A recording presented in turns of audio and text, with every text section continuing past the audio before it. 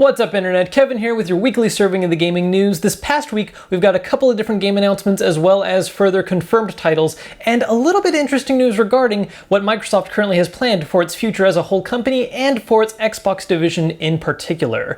But to begin with, let's talk about some of the actual game announcements we've seen this past week. To start with, on this past Sunday, which was the last day of the fighting game tournament Evolution 2014, Katsuhiro Harada announced the 7th main installment of the Tekken franchise. While no actual release date or even release quarter has been given yet, it does look as though the game's going to be getting an arcade release first, followed by home console versions later, and will be built using Unreal Engine 4.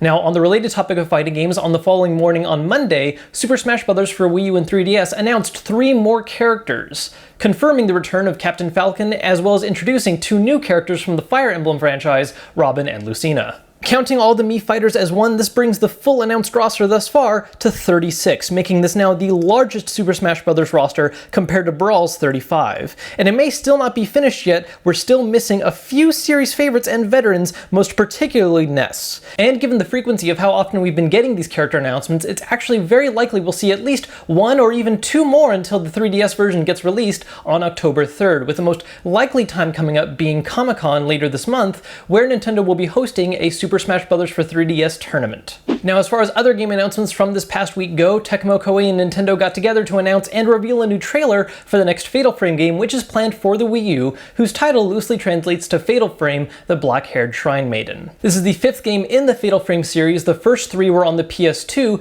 with the 4th one coming out on the Wii, although that one was restricted only to Japan, and it's not clear yet whether or not the 5th one is going to follow that trend. We just know that the 5th one is currently planned for a Japanese exclusive release date of September 27th. Now, last but not least, this weekend has been QuakeCon, and during it, a new gameplay trailer was released that is currently exclusive just to QuakeCon. We're not seeing any internet coverage of it just yet, for a game that has been stuck in dev hell for years. Doom 4, which is now retitled simply as Doom. This one does look to be a full reboot of the Doom franchise, which does actually make a lot of sense considering how long it's been since Doom 3 and how many times it's changed owners' hands. Now, obviously, I haven't seen the actual gameplay trailer. This was exclusive just to QuakeCon attendees, but as far as the news coming out and what people have been saying, it looks as though this new game is going to have a much heavier emphasis just on fast-paced combat and really getting back to FPS roots, with an emphasis on outlandish monsters, outlandish weapons, and no more regenerating health.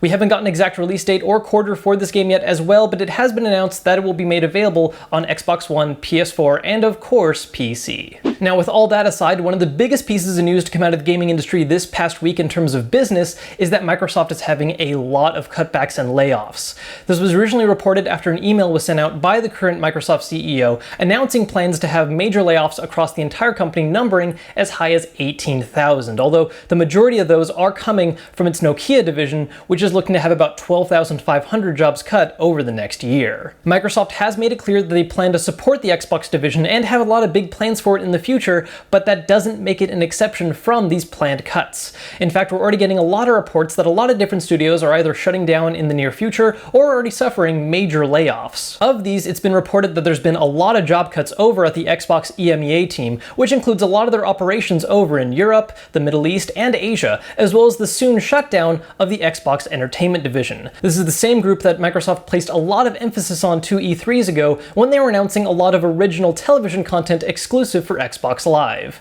It looks as though the reason for part of this decision is due to the fact that Microsoft wants all of its different divisions to focus more heavily on their core content rather than having more extensive side programs. As a result, the Xbox division is now going to focus a lot more on just games rather than trying to make the Xbox One the be-all end-all entertainment system it was originally pitched as.